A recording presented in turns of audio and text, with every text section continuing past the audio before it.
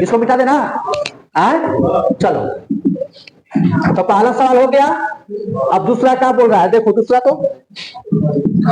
सवाल क्या बोल रहा है। दूसरा 196 और 38,220 का क्या बोला है, HCF। HCF का मतलब क्या होता है, महत्तम समान पवर्तक। HCF हमको ज्ञात करना है। तो यहां पर क्या करेंगे कि 38,220 जो है, इसमें पहले देखेंगे कि ए हो जाएगा, ई का हो जाएगा, बी हो जाएगा। ए हो गया, ई का हो गया, बी हो गया, मालूम हो गया। तो हम लोग का बी क्यू प्लस आर होता है। ए बराबर क्या होता है, बी क्यू प्लस क्या होता है, शेषफल होता है, यानी आर होता है ना। तो हम लोग क्या करेंगे कि ए का मान कितना होगा, हो 38,220 बराबर 196, यही ना है बी तो यही है। गुने इसमें कितना से गुना करें कि 38,220 होगा। तो 196 में यदि हम लोग 195 से गुना करेंगे तो 38,220 आएगा। ये गुना करके तो लोग देख लेना, ठीक है। 38,000 का आएगा, 38,200 का आएगा, 20 आएगा। तो शेष का बचेगा, मान लो उसमें से घटाएंगे तो शेष तो सुनिए ना बचेगा। ये हर समय परीक्षा पूछ लेता है। अब गुना करते करते लड़का क्या होता है, यानी बस 196 में एक अंक घटाकर क्या करना है, उसमें गुना कर देना है। 196 में से एक अंक घटा के यानी 195 से गुना करेंगे तो 38,200 का हो जाएगा, 20 हो जाएगा। जब 38,220 हो जाए, इसको कट गया। तो अब बताओ इसमें HCF का होगा। तो हम लिखेंगे, ध्यान देना, इस हम लोग लिखेंगे कैसे, यहां पर लिखेंगे 196 और 38,220 का HCF। 38,220 का HCF 196 होगा, आंसर हो जाएगा 196 होगा। यही हम लोग का क्या हो जाएगा, आंसर हो जाएगा। अगर भाग विधि से भी बना सकते हैं और इसको यूक्लिड विभाजन विधि से भी बना सकते हैं, कोई दिक्कत। चलो इसके आगे सवाल चलेंगे। तो चलो तीसरा सवाल बनाएंगे। अब तीसरा सवाल में बाबू देखो क्या बोल रहा है, समझ में आ गया ना हो। तीसरा सवाल देखो, तीसरा सवाल में देखो, तीसरा सवाल बोलो। 867 और 255 ना। तो 867 और 255 में हमको देखना है। इसमें बताओ ए वाला है, ये वाला क्या हो जाएगा, बी हो जाएगा, यही ना। क्योंकि इससे यानी 867 से छोटा कौन है, तो 255, यही ना है, हो गया ना। तो जो छोटा है वो भी होगा। ये बताओ 867, हम लोग चलेंगे 867 यानी लिखेंगे यूक्लिड विभाजन, यूक्लिड विभाजन ना, यूक्लिड विभाजन सूत्र ना। तो ए बराबर बी क्यू प्लस आर, इस सूत्र पर हमको चलना है। तो अब बताओ कि कितना है, हो 867 है, कितना है 867 है। तो लिखेंगे 867 बराबर 255, 255। अब इसमें कितना से गुना करें कि 867 आएगा, कितना से गुना किया जाए, तो 3 से जब भी गुना करेंगे हम लोग तो कितना रहे, देखो तो 5 15 का 5 हासिल 1, अब 5 15 का 16 का 4 हासिल 1, 3 2 का 6 7, 700 कितना आ जाएगा, 65 आएगा ना। तो 765 यानी कि 867 में से 765 घटाएंगे तो कितना जाएगा, 102 आएगा ना। 7 में से 5 घटेगा तो 2 हो जाएगा, 0 और 1 हो गया। तो यहाँ पर हम लिख देंगे प्लस शेष फल का बचेगा 102, कोई दिक्कत। अब यहाँ पर देखेंगे कि कौन ज्यादा, ये 255 तो लिखेंगे 255 हो गया बराबर 102 गुने। अब इसमें कितना से गुना करें, तो 2 से गुना करेंगे तो शेष फल क्या बचेगा, 51 ना बचेगा हो। यानी 255 में से हम 102 घटा देंगे तो कितना होगा, 5। देखा 255 ना है, इसमें 2 से गुना कराना हो, हाँ तो 204 ना होगा। यानी 2 से गुना कर 2 गुना का 4 और 0 और 2 1 2, 204 हो जाएगा। यानी कि 255 में से 104 204 घटाया जाए तो कितना, 1 हो जाएगा। आई कितना बचा है, हो 5 के 5 हो जाएगा और यहाँ पर 2 में से 0, यानी 51 बचेगा। कितना बचेगा, 51। अब यहाँ पर क्या करेंगे कि 102 बराबर 51 हो जाएगा ना, अब गुने 2, तो 51 में 2 से गुना करेंगे तो 102 आ जाएगा, 102 आएगा ना। 51 में 2 से गुणा करेंगे तो 102 आएगा। और उसके बाद हम क्या करेंगे, यहाँ पर शेष फल क्या हो जाएगा, 0 होगा। तो अब HCF क्या हो जाएगा बाबू, HCF क्या हो जाएगा, तो 51 हो जाएगा। इसका HCF क्या हो जाएगा, 51 है, यही आंसर हो जाएगा। कोई दिक्कत हो गया। अब चलो इसके आगे ना, देखो अब क्या कह रहा है कि दर्शाइए कि कोई धनात्मक विषम पूर्णांक, क्या चीज, कोई धनात्मक विषम पूर्णांक 6q+1 या 6q+3 या 6q+5 के रूप का होता है, जहां q कोई का है, पूर्णांक है, जहां q कोई का है, पूर्णांक है। तो बाबू हम अब लिख लेंगे यहां पर कि माना, क्या चीज, दूसरा सवाल है, ध्यान देना, लिखेंगे माना, क्या चीज, माना एक बराबर, यानी ए क्या है, कोई, क्या है, ए कोई, यानी माना ए कोई धनात्मक पूर्णांक है, क्या है, धनात्मक पूर्णांक है, पूर्णांक है। बाबू इतना समझ में आ रहा है, हम उसको पहले मान लेंगे। ए कोई क्या है, धनात्मक पूर्णांक है, जो कि बी बराबर का दिया है 6 दे दिया है। तो आर बराबर हमको ज्ञात करना है।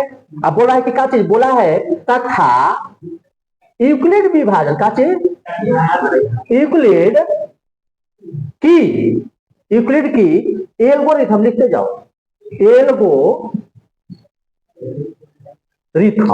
यूक्लिड की एल्गोरिथम से ए बराबर हम लोग चलेंगे।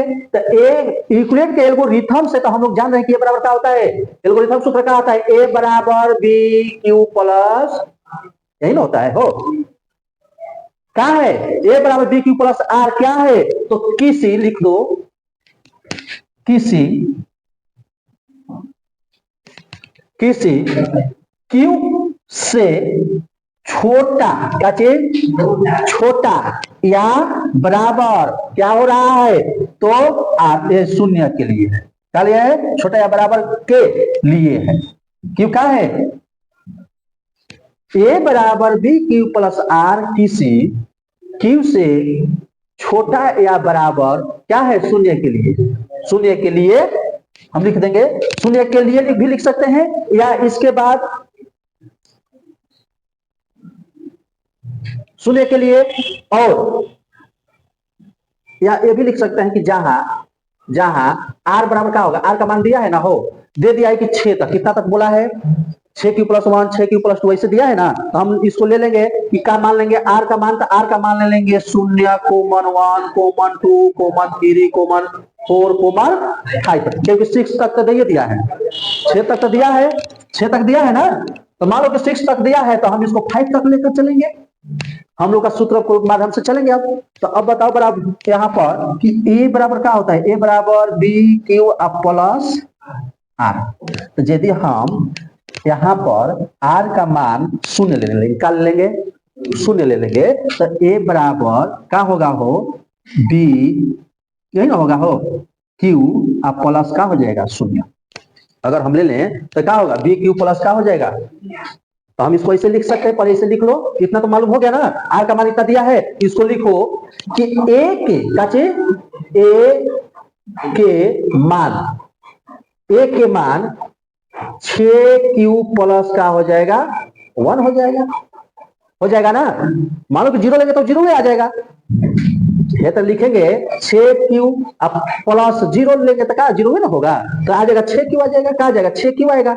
अगर 6q+1 लेंगे तो यहाँ पर आ जाएगा 6q+1, आर का मान जो रखेंगे या देकर लिखो, या ऐसे भी दे सकते हो, ठीक ना, इसका भी मतलब होता है या, ठीक ना।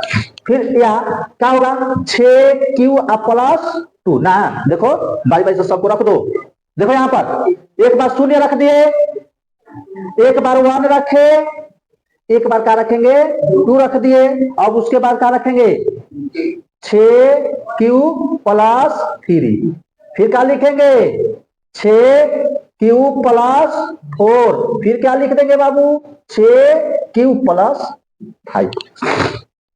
समझ में आ रहा है, कुछ ना है, खाली लिखकर और जितना आर का मान है उसको क्या करना है, बारी बारी से यहाँ पर बाबू मान रख देना है। यूक्लिड विभाजन का आपको इसका मान क्या होगा, यहाँ आ गया। अब इसमें देखना है कि कौन सम संख्या है और कौन विषम संख्या है। कौन सम संख्या है, कौन विषम संख्या है, हम इक्कले संख्याएं में बताए हैं कि सम संख्या किसे कहते हैं और विषम संख्याएं किसे कहते हैं, बताए हैं। बताओ, सम संख्या किसे कहते हैं और विषम संख्या किसे कहते हैं, ये हम कल बताए हैं। अगला वीडियो में बताए नहीं है, सम संख्या संख्याएं के बारे में बताए हैं, लिखवाए हैं ना तुम लोग को। तो वही चीज अब इसमें कार्य होगा, उस चिन्ह का कार्य इसमें होगा, उसका परिभाषा इसमें काम करेगा। अब इसमें देखो, इतना पहले नोट कर लो, कितना नोट करो, जितना जल्दी नोट करो सब। सम संख्या है अब कौन, अब बता दो तू लोग, पहले लिख लेते हैं हम यहाँ पर, इसको अब मिटा देना ये वाला। इस समझ में आ गया ना कैसे क्या किया गया है। 6 क्यूब भी इसको लिख सकते हो, खाली 6 क्यूब, कोई दिक्कत नहीं है, केवल 6 क्यूब लिख सकते हो। आप देखो बाबू, अब यहां पर लिख दो कि यदि, क्या चीज, यदि a बराबर 6 क्यूब, क्या चीज, a बराबर 6 क्यूब, हमको तो समझ में आ रहा है, a बराबर क्या चीज 6 क्यूब, या वही याद फिर आ गया ना, 6 क्यूब प्लस 2, या का 6 क्यूब प्लस का, बताओ 4, यहाँ पर 2 है, यहाँ पर 4 है, ध्यान देना, 2 है और क्या है 4 है, रहे तब हम इसको क्या कह सकते हैं, हम इसको ऐसे लिख लेते हैं, रुक जाओ नहीं समझ में आएगा तो लोग ऐसे लिख दो, यदि 6 क्यूब या 6 क्यूब प्लस 2 या 6 क्यूब प्लस 4, तब ए एक सम पूर्णांक है, क्या है, सम पूर्णांक है। अब मालूम हो गया, हयो सम पूर्णांक है, ये वाला भी क्या है सम पूर्णांक, ये वाला भी क्या है सम पूर्णांक है। तो इसमें विषम पूर्णांक कौन है, तो लिख दो 6 क्यूब प्लस 1 ना, जब ये सम पूर्णांक है तो सम पूर्णांक होगा सब ना, तो 6 क्यूब प्लस 1 ऐसे लिख लो, लिखवाइए नहीं तो बढ़िया से लिख लो इसको, सम पूर्णांक है, पूर्णांक लिखो, लिखते जाओ, सम या विषम, सम या विषम, सम या विषम हो सकता है, सम या विषम हो सकता है। इसलिए लिखते जाओ, इसलिए ऐसे होगा, इसलिए कोई विषम, इसलिए कोई विषम पूर्णांक 6 क्यूब प्लस 1 या 6 क्यूब प्लस 3 लिख सकते हैं ना, 6 क्यूब प्लस 3 या 6 क्यूब प्लस 5 के रूप के हो सकते हैं, क्या लिख सकते हैं, 6 क्यूब प्लस 5 के रूप, 6 क्यूब प्लस 5 के रूप में हो सकते हैं, हो सकते हैं, जहां, इसको और लिख सकते हो कि जहां क्यू कोई पूर्णांक है, जहां क्यू कोई क्या है, जहां क्यू कोई पूर्णांक है, लिख लो पूर्णांक है। बाबू हम इसका परिभाषा कल लिखवाए थे अगला वीडियो में, 6 क्यू या 6 क्यू प्लस 2 या 6 क्यू प्लस 4, तब ए एक का है सम पूर्णांक है, तो पूर्णांक सम या विषम हो सकता है, सम या विषम हो सकता है। मार्कर कहाँ है वो रेड वाला,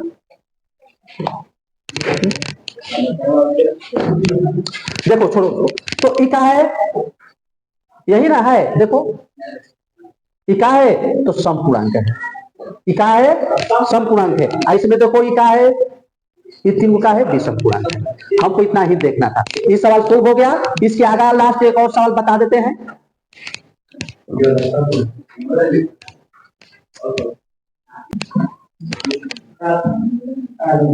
हो गया। अब देखो लास्ट एगो सवाल है, लास्ट एगो सवाल हम बता देते हैं, खाली तीसरा, ठीक ना। उसके बाद चलो, तो तीसरा बोला है कि किसी परेड में 616 सदस्य हैं। मान लो कि कोई एक परेड हो रहा है, किसी परेड में 616 सदस्य वाले एक सेना आर्मी को टुकड़ी को 32 सदस्यों वाले एक आर्मी बैंड के पीछे मार्च करना है। मार्च करना है, दोनों समूहों को समान संख्या वाले स्तंभों में मार्च करना है। तो इन स्तंभों की अधिकतम संख्या क्या है, इसमें वे मार्च कर सकते हैं या नहीं। तो स्तंभों का मतलब होता है कि हम लोग देखते हैं कि इसे तंबू लगाए, ऐसे इधर एगो डाल देगा, इसका करेगा, इधर से ऐसे लटका देगा, इधर से ऐसे लटका देगा, ये क्या हो गया, तंबू हो गया, ठीक। और इसमें बोले सदस्यों की संख्या कितना बोले कि 616 है। सदस्यों की संख्या कितना है, तो 616 है। और 32 सदस्यों वाले एक आर्मी का टुकड़ा, यानी टुकड़ा जो है आर्मी का, हम यहाँ पर लिखेंगे कि स्तंभो, काचे स्तंभो, ऐसे लिख लो, स्तंभो की, लिखते जाओ, स्तंभो की अधिकतम संख्या, अधिकतम संख्या,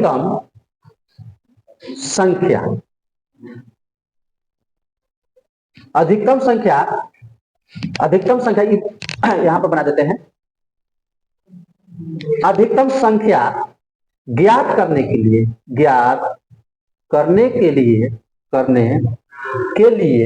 ज्ञात करने के लिए हमें 616 तथा 32 का HCF ज्ञात करना होगा। क्या चीज ज्ञात करना होगा, HCF ज्ञात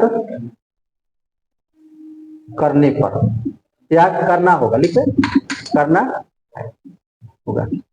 हम लोग का क्या करना होगा, HCF ज्ञात करना होगा। जब HCF ज्ञात करेंगे तो ई क्या हो जाएगा, आ जाएगा। तो HCF का यानी ए बराबर क्या दे दिया है बाबू, 616, बी बराबर क्या दे दिया है, 32। यूक्लिड सूत्र का होता है ए बराबर बी क्यू प्लस आर। तो एक जगह पर कितना दे दिया है, एक जगह पर हो जाएगा 616 बराबर 32। कितना हो जाएगा, 32। अब 32 में हम लोग को गुना करना है, कितना से गुना किया जाए, देखो 32 में कितना से गुना किया जाए कि 616 है, गुना करो तो जल्दी। 32 में गुना करो तो कितना से गुना किया जाए कि 616 है, गुना करो, कितना से गुना किया जाए,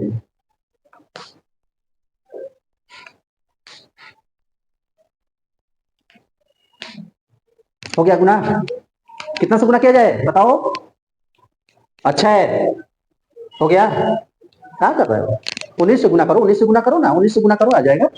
19 से गुना करो, कितना आ रहा है देखो, 32 में 19 से गुना करोगे तो कितना आएगा, 9 18 का 88 1, 29 27 1, 9 18 का 88 1, 29 27 1 28, 2 3 कितना हो जा रहा है, 10 के 0 हासिल 1, 3 2 5 1 6, 608 हो रहा है ना। यानी कि 608 हो रहा है। तो 616 में से बाबू हम 608 घटाएंगे तो कितना आएगा, हो 16 में से 8 घटेगा 8,